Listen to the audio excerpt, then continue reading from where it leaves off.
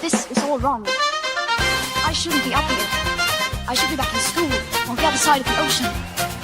Yet you all come to us young people for hope. How dare you! Boring. Boring. Boring. Boring. You got it work. Don't tell us what we're going to feel. We're trying to solve a problem. Don't tell us what we're going to feel. I'm not telling you. Because you're in no position to dictate that. That's exactly what you're doing. You're in no position to dictate what we're going to feel.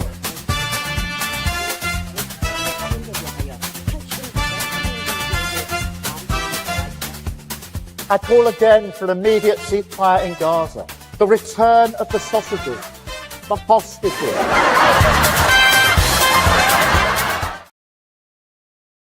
One and all, Lembit Öpik here on Lembit Öpik Live, another edition on Unprecedented TV, the home of free speech all around the world. Thank you very much for joining, and please do like and subscribe if you like what we're doing here. Even if you don't, please like and subscribe. We've had a tremendous year, if you're watching this live, and we've got a whole archive for you to look through, and it's got a lot of staying power, not least because we dare to make predictions here, and you can work out whether they came true or not. That's how confident we are about our insights, our advice, and also our guests, one of whom I'll introduce in just a moment. Today's subject is an ongoing battle between the President of the United States, Donald Trump, and the British Broadcasting Corporation, the BBC for short. If you watch the news at all, you must have noticed that Donald Trump is suing the BBC for $10 million. Why? Because, for $10 billion. 10 billion. That's a lot of O's.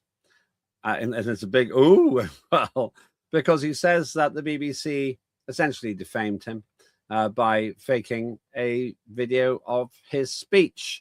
And indeed, the BBC's admitted that it was doctored, with two bits over 40 minutes apart, stuck together to make it look like he was saying things on the day of the infamous riots on Capitol Hill that he wasn't. So there's no dispute that the BBC messed up. So much so that their Supremo, Mr. Davey, actually resigned over the matter. But is it a suable offence?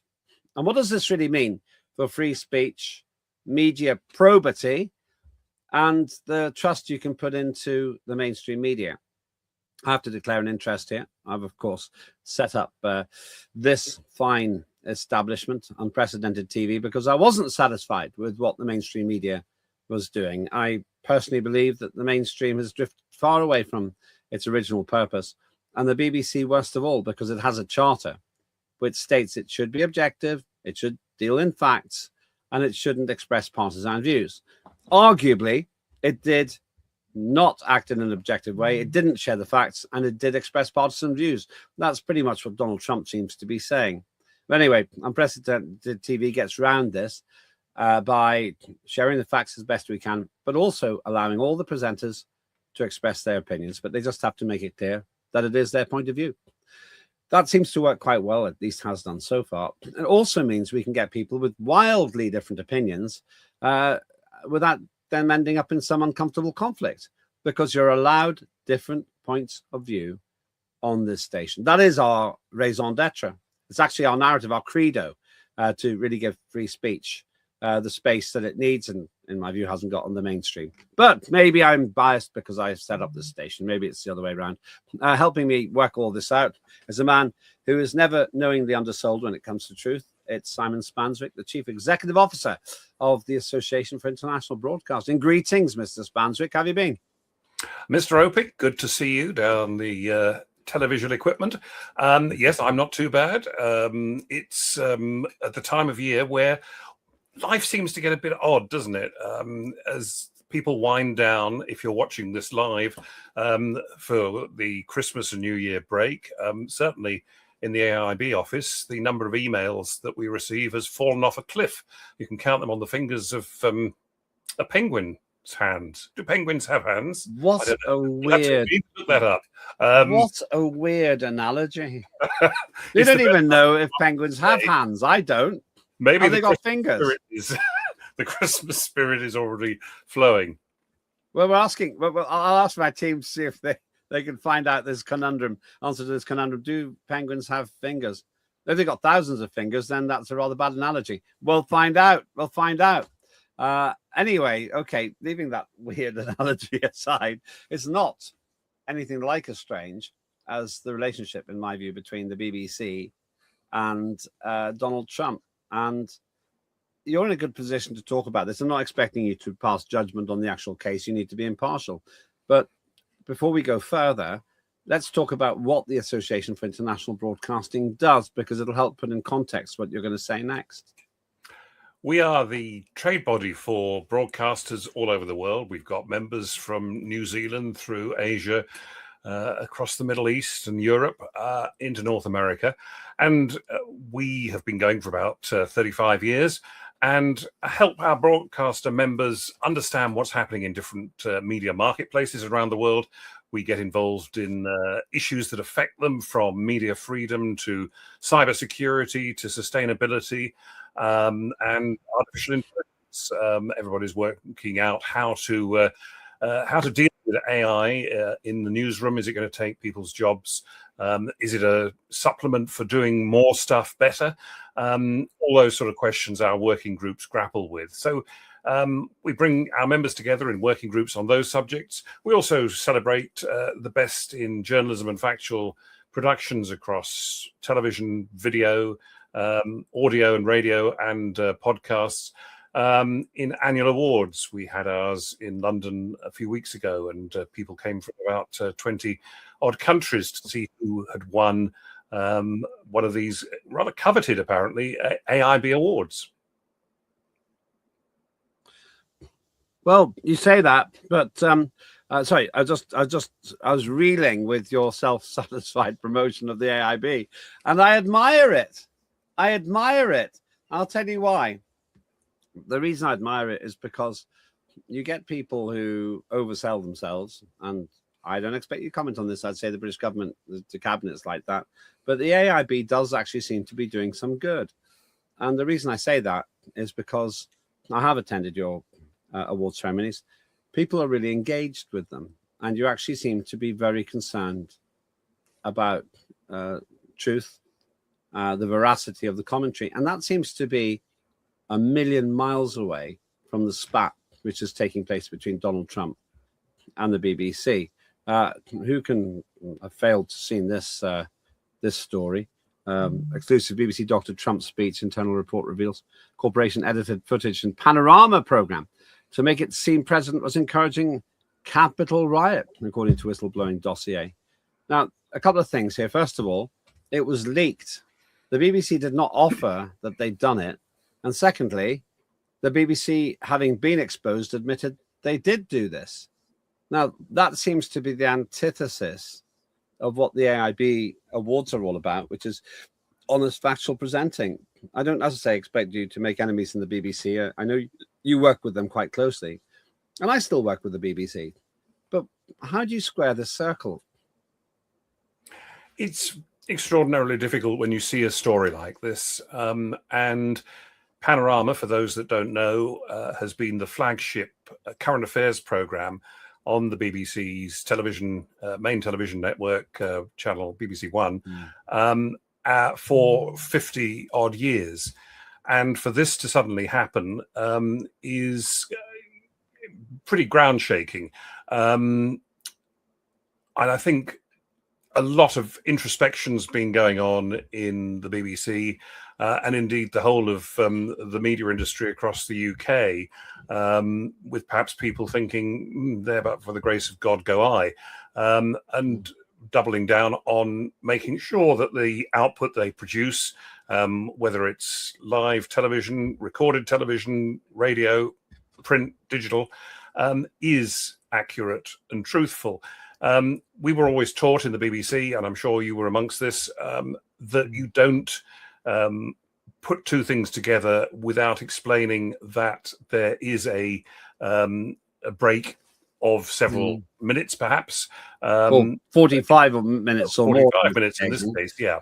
And what we were always taught was that you put a white flash in to indicate, and that's sort of the accepted way in television of demonstrating there is a time gap between these two things. So it doesn't look as though you're putting rearranging people's thoughts and what have you.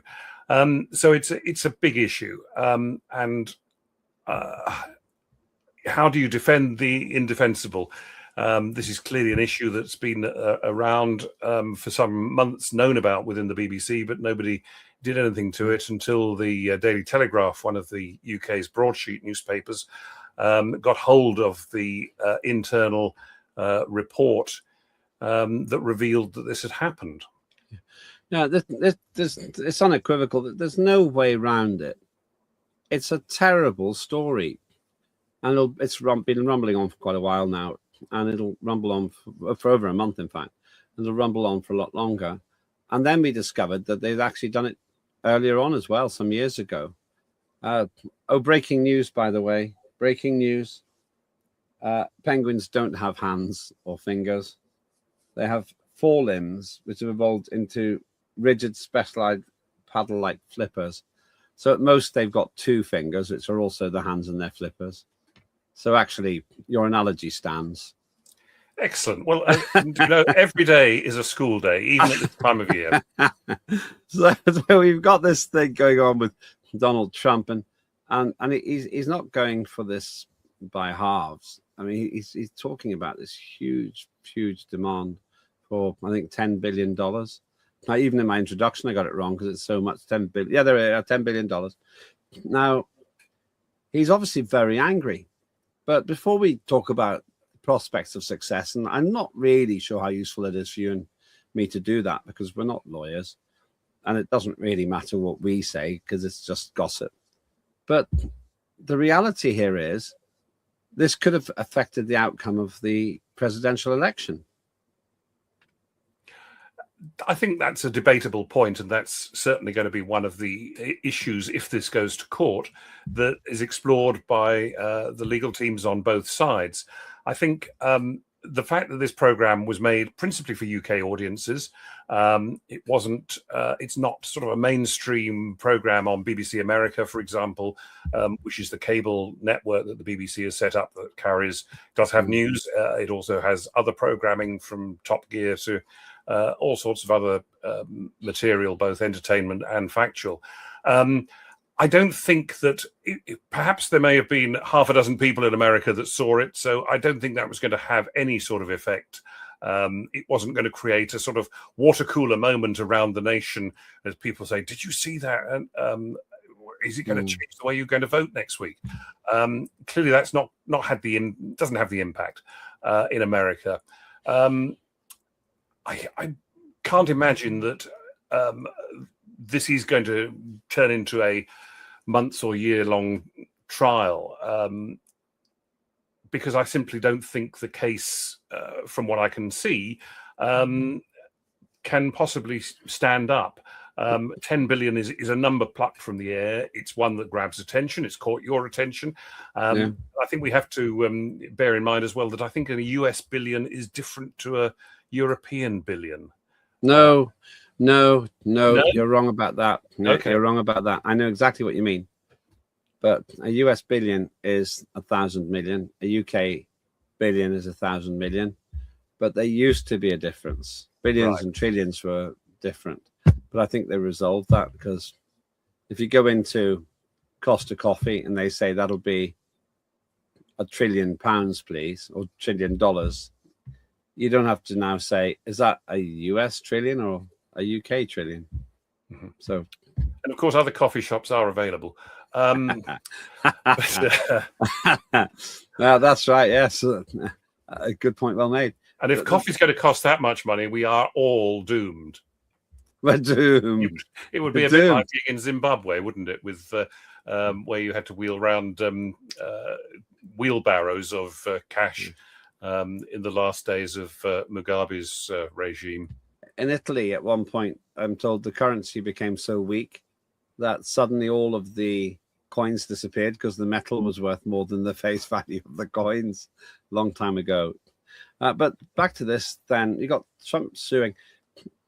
One thing about Donald Trump, he's got the money.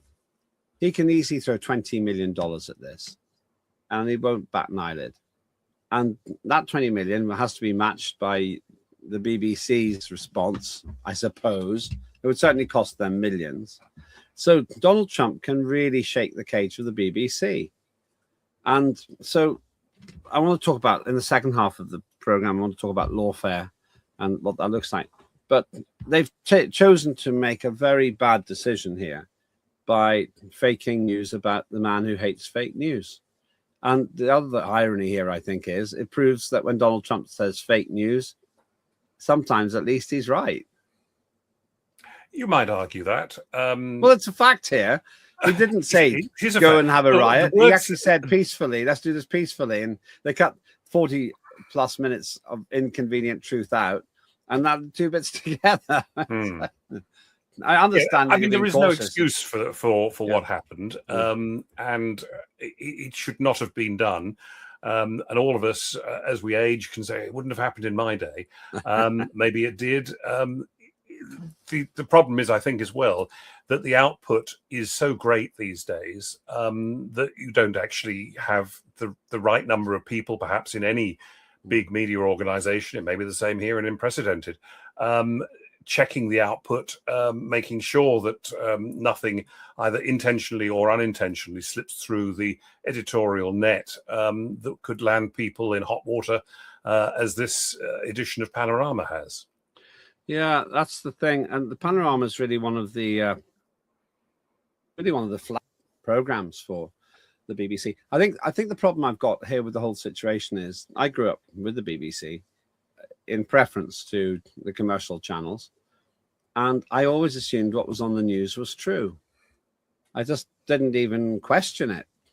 If it's on the BBC, it must be real. And it's shaken me that something like Panorama, a program I'm sure I've been on at some point myself, certainly been on most of the other factual programs in terms of current affairs.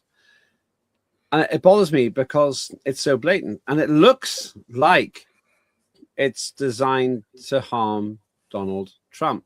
Now, one of the things I was appalled by was the coverage of the presidential election when it seemed to me Donald Trump was being relentlessly derided by the BBC. And in fact, I remember one occasion, it was terrible, really. They found one rogue poll which said that Kamala Harris was ahead, and then they majored on it, on and on and on, just before the vote. Oh, yes, Kamala Harris could win. It's obvious she wasn't going to win by that point. Obvious. All of the polling said it. All of the betting odds, which tend to be reliable, said it. But the BBC clung on to this. And then after he won, they seemed to be in denial. And that's the problem I've got. I might have put up with all of that, but this seems to be the last straw to me, that the BBC proved it was anti-Trump and pro-Harris. It may be a valid point that you make.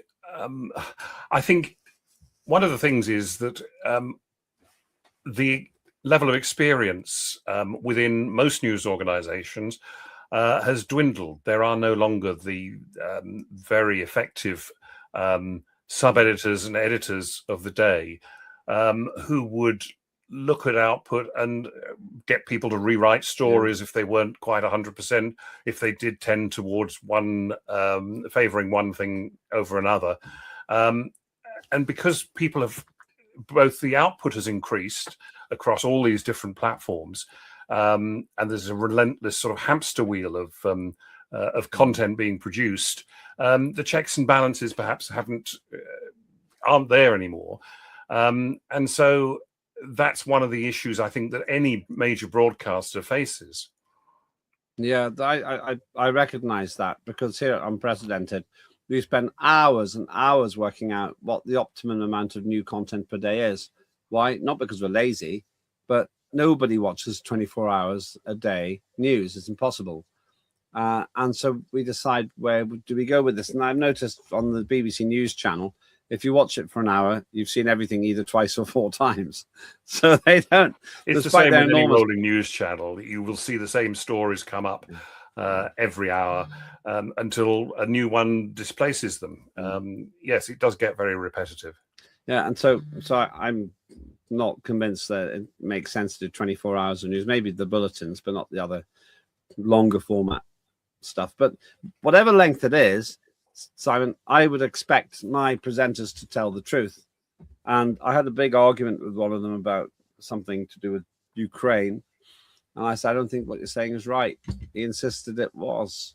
I said, show me the sources. He showed me the sources. I said, I think they're dodgy. He went ahead and broadcast it anyway, and he was wrong. It wasn't really a libelous matter, but I made him come on air a few times and say, I got it wrong. I made him own it. And I wasn't trying to humiliate him. I just want people to be able to trust our output. But he didn't consciously seek to deceive. With this clip, it seems they consciously wanted to deceive Simon. It's without knowing the ins and outs of what editorial decisions were taken when that opening section of the program was being put together. I don't think it's appropriate to comment on that at the moment. I think we've got to wait for somebody to say, this is the timeline, this is what happened. Decision X was made by person Y, and that's resulted in this issue, debacle, however else, other adjective you want to describe the whole affair. Was it malicious? I don't know. Was it ineptitude? I don't know. Everybody makes mistakes. You'd hope, though, that a national broadcaster wouldn't fall into a trap like this. Decision X made by person Y, possibly from Gen Z, giving them a grade U, if that's still a grade. Is it? I have no idea. It's a long time since I've done an exam, at least a week. As you know, I don't know much about penguins anymore. Anymore. So you used to. You see, that's the kind of fakery that would annoy Trump. The National Penguin Association could sue you now if there is one. We'll come back to you in just a minute. You're watching me, Lembit Öpik, here on Unprecedented TV, on Lembit Öpik Live, talking with Simon Spanswick about the very hot water that the BBC's got itself into. But we're talking more widely about that. What can you trust? What can't you trust on mainstream media?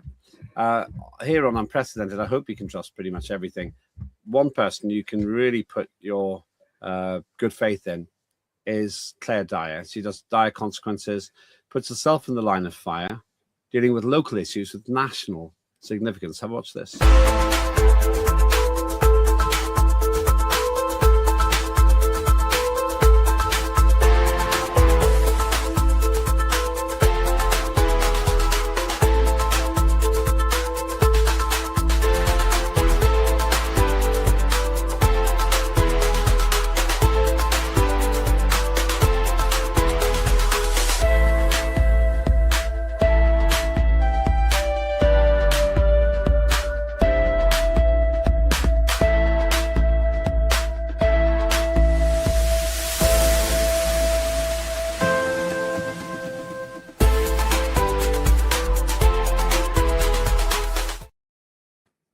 Dyer on a couple of times a week, sometimes more. Definitely worth watching. If you've got a story you want Claire to investigate, then do get in touch with us as well.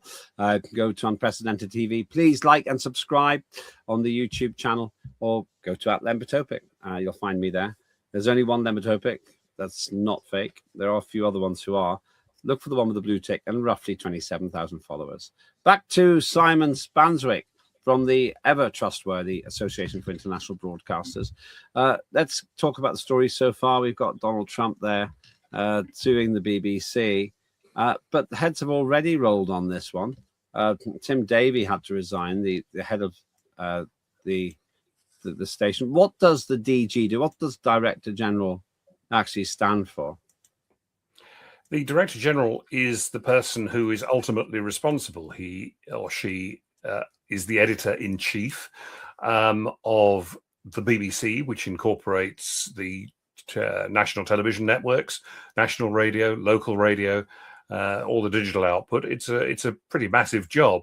So you've got both the editorial remit and also the operational remit of how you manage an organization that has 20,000 plus people working for it, both in the UK and around the world. So it's not a trivial undertaking by any stretch of the imagination. Why did he resign? And why? Who was Turnus? Maybe if you can explain who that was. Deborah Turnis was chief executive of BBC News. The news division is an enormous part of the BBC, producing news across all the television services, radio, and the digital output as well. So she went because Panorama is a flagship news program, and felt that she had to go because it was on her watch that this occurred. Okay, so they've already gone. Not enough for Donald Trump. He wants to turn that screw even further, understandably, perhaps, because he's very offended by this. And I think he's trying to teach others a lesson to think twice. Which leads me on to, there's more to be discussed on that, but a lot of it's gossip. We're not going to fix that now. But onto the concept of lawfare. Now, lawfare is a phrase which has come to the fore recently, because it's like warfare, but using law. The environmental agenda is driven by lawfare, where they basically tie politicians down on promises they've made, but perhaps didn't expect to have to keep, or more likely, in my view, didn't realize that they couldn't keep because it's all far too complicated. But lawfare seems to be sneaking in here, and obviously Donald Trump's using it too. Yes, it's happening in all sorts of parts of the world where legal means are used to try and suppress news stories. We've seen the use of things known as slaps here in the UK, which are strategic lawsuits against public participation, which prevent organizations from telling stories. So they've been used to protect high-profile individuals from being named in certain cases in newspapers or on TV and radio. It's also being used in various other parts of the world. We've seen very recently the jailing of Jimmy Lai, who set up the Apple Daily newspaper. That was in Hong Kong. And he's just been sentenced to many years in prison for all sorts of crimes that anybody looking at the case might question whether they were real. But that's a case of the Chinese authorities trying to shut him down by using various maybe spurious, vexatious law claims against him. We've seen that happen in Central Asia as well, where various governments have accused news organizations that don't report very favorably on the government of the day with tax evasion charges, for example. And it's strange that the same tax evasion crops up in so many places against media firms. And I'm sure they can't all be evading tax. You can't know that the Chinese authorities are in the wrong, though. You were very cautious about talking to the British Broadcasting Corporation. Why are you less cautious about talking about Chinese media? Because Apple Daily was one of the last bastions of free press, unmolested press in Hong Kong, and all the observations I've seen by people who have worked the case inside out are that Jimmy Lai was actually a remarkable character who did stand for truth and freedom and getting stories out to the public. And all the evidence I've seen points to the fact that he didn't break the law in various places. So that's my reasoning. But I'm here in the UK, a long way from Hong Kong. I'm not a member of his legal team, although I do know people who worked on his legal team because they've been in London as well. So there's been a long campaign. And you look at Maria Ressa in the Philippines, who set up the Rappler organization and has uncovered all sorts of hidden truths and nasty things that went on in the Philippines. And again, various spurious, again, I think it was brought to bear on her in an effort to silence the Rappler organization and Maria Ressa in particular. Once again, it would be tempting to try all these cases here on the show, but I don't want to do that because I don't like it when other people do that. But I'm just wondering, the BBC is an obvious and fairly easy target. It sits there with a ton of taxpayers' money, so we arguably own it, and we've got the right to pass judgment. To what extent do the commercial stations like Sky, find themselves affected either by the kind of accusations we were talking about or by lawfare? I think any journalistic organisation suffers from time to time. Politicians of whatever size, whatever colour, tend to get a slight set of anguish with journalists because they don't like being probed terribly deeply. And we've seen some classic cases of interviews where politicians have been shown to be completely out of their depth and not well briefed about the answers to the questions that they're being asked about decisions made by a government of the day. So everybody is suffering the approbation of politicians, whether it's the left, the right, the centre, because journalists should be probing and finding out for the benefit of people sitting at home or reading newspapers or on the bus watching the news on their phones. They should be asking the sort of questions that the public want asked of the people that have been elected to govern us.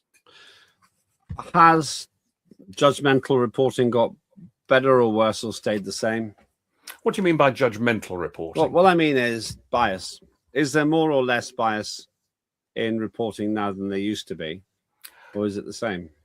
I don't think there's been a tremendous change there. I think what's happened is that the state of conversations and political discourse has altered hugely over the last few years, couple of decades, where politicians are no longer regarded as holier than thou, if you like, as people up on a pedestal. And there's much more mudslinging between politicians of different parties. And I think the whole of society has become more argumentative. You know, we can have discussions down the pub or over a coffee. If you can afford it. If you can afford it these days. Thanks, Rachel. Other chancellors may be available, but they need to be soon. Just my opinion. Carry on. I actually put a message out on the social networks that having no chancellor would probably be better than having the current one. But I don't expect you to say anything about that. I got quite a good response. But carry on. Yeah. Anyway, so but in terms of bias, I think people have become more strident in their opinions and less willing to listen to people with differing views. I think that's happened across society. And that clearly broadcasting tends to reflect what's happening in society. So inevitably that lack of, is it a lack of respect? I'm not sure. It's a lack of, there's a lack of something, empathy and tolerance. Maybe it's tolerance that's gone down the pan. There is less of that in society, and as a result, we're becoming more polarized. You haven't mentioned Ofcom and the regulatory systems. Do they work? That's an interesting question. Yes, I think they do. Ofcom provides a set of broadcasting, a code of conduct that all broadcasters have to adhere to. It's particularly stringent when it comes to news and current affairs, that output has to be balanced and impartial. And Ofcom Ofcom is the UK media regulator. I think we need to point that out as well for viewers who may be outside the UK. And it reacts when the public complains about something. And if there are lots of complaints, and it can be anything from nudity before the watershed or a news program that or an absence of nudity after it. Yeah. Well, we won't mention any programs by any name or any broadcaster at the moment. No, but I think so they have to act on that and do an investigation then. And Ofcom is respected by other regulators across Europe and around the world as having some of the most forensic investigation of output when complaints do land on their desk. And other regulators look to Ofcom often for lead on certain ideas, concepts, and best practice. In America, Donald Trump's been quite successful in getting out of court settlements for various misdemeanors by the media. To what extent do you trust stations like CNN, cable news network? Are they regulated in the same way as the United Kingdom? Their US operations are. No broadcaster in the US is regulated to the same extent as they are in Europe or places like Australia and New Zealand. There's a much stronger set of codes that broadcasters in these parts of the world have to adhere to. America has always been the land of the free, and freedom of expression in the US Constitution is guaranteed. So broadcasters can pretty much, and always have been, able to do and say what they want. Do I trust CNN? Yes, I know quite a lot of people that work at CNN, and certainly they've done immense investigative work in different parts of the world, brought stories to attention of everything from abuse in the Catholic Church to mining using 10, 12-year-old kids in different parts of the world to feed the insatiable appetite for rare earth minerals. So, yes, I've got a lot of respect for any news organization that's doing that sort of work, because that's what democracy relies on, uncovering things that some people would rather keep hidden. Cable news network CNN suggests a departure from having the aerial on the roof. And I want to just ask you on this as well. Unprecedented TV, a strategic decision to broadcast to the world through the Ethernet. In other words, we don't broadcast through radio waves, we broadcast through wires. And I'm wondering if, based on everything that you've said, that there should be a reconsideration of how the whole system's operated. iPlayer online, we directly compete with iPlayer, but we don't get the TV license. So since we're trying to do what the BBC was meant to set up to do, which is give honest facts and then share our opinions, but not disguise them as facts, do you think with all the problems we've got of trust, there should be a change in funding, especially for the parts that stations like mine operate in?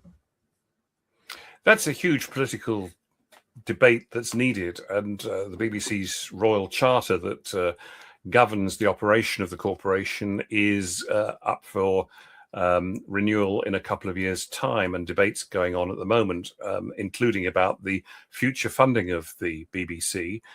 Many people might come up with the argument that, hang on a minute, we're paying for other streaming services, Netflix, Apple TV, Disney Plus, Paramount, you name it.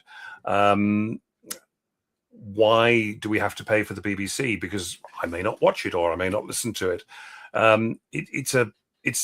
That's a very difficult argument to resolve because of the historical way that the BBC has been funded since it was set up 100 and something years ago.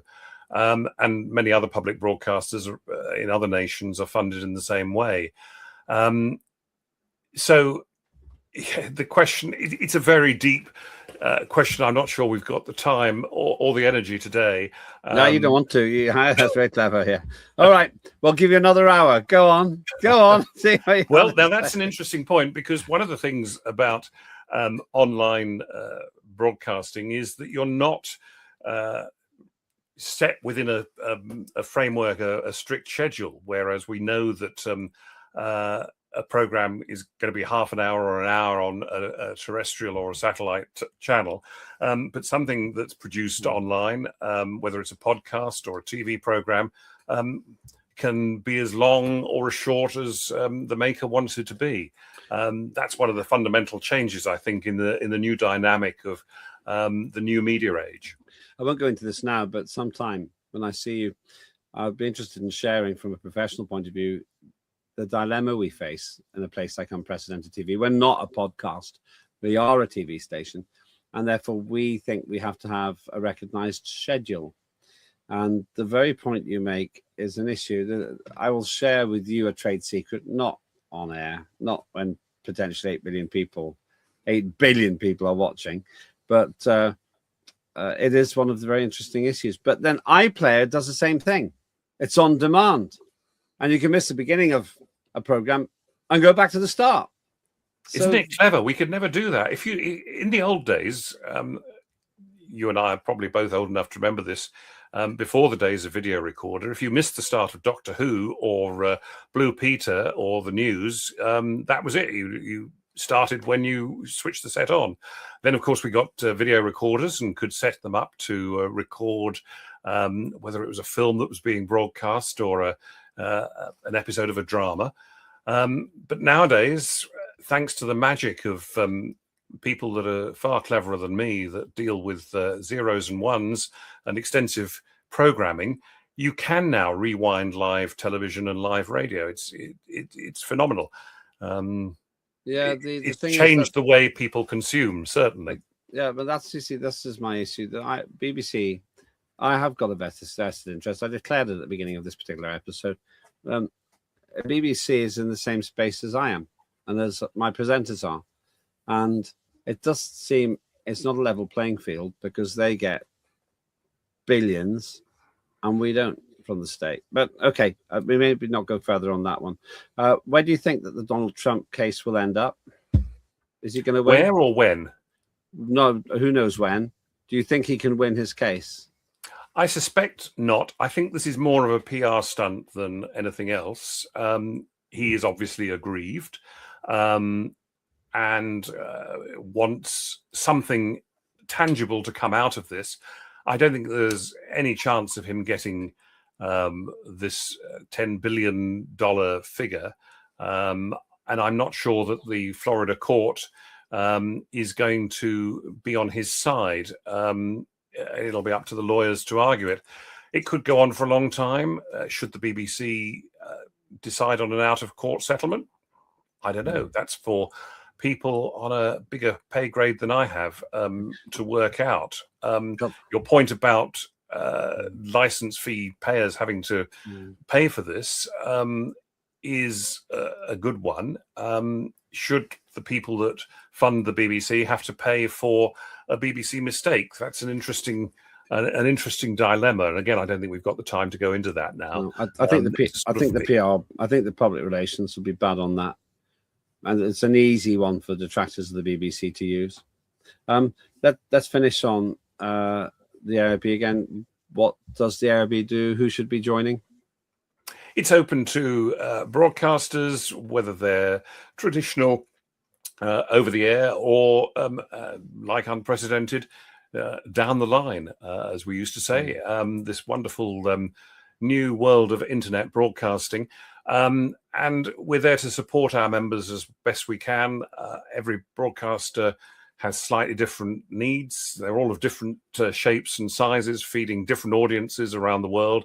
And we try and help exchange information and ideas between our membership. Okay, thanks for that. And finally, my team has been hard at work, and they have evidence. Count them, 2 each. Very good. Yeah, there's no flies on my team. But that's very impressive. I'm hats off to your researchers for putting that up. Penguins are wonderful things. I've only ever seen them in the zoo. I'd love to go to Antarctica one day and see them. Unlike penguins, broadcasting just isn't black and white. Can't answer. I thought that was quite good. Yes, please don't volunteer for a job in a cracker joke factory. I think that might be perfect. Thank you so much. That is Simon Spanswick from the Association for International Broadcasting. You have your say as well. Go to @Lembit Öpik on X or Unprecedented TV on YouTube. And you'll find me very quickly there if you put Lembit in, Lembit, and all of the shows from the 24 or so presenters we got and growing will all be there as well. I hope you found that interesting, an insight into broadcasting. If you're watching this live, 2026 is going to be a huge year for Unprecedented. We're going to try and put some of what we've just been discussing to the test. We want to be the home of free speech, where you get the facts and our opinions, but now the twain shall meet. Thank you very much for watching. Thanks to the team. Thanks to the Penguins. Thanks to you for having the courage to think for yourself. I'm Lembit Öpik. That was Lembit Öpik Live.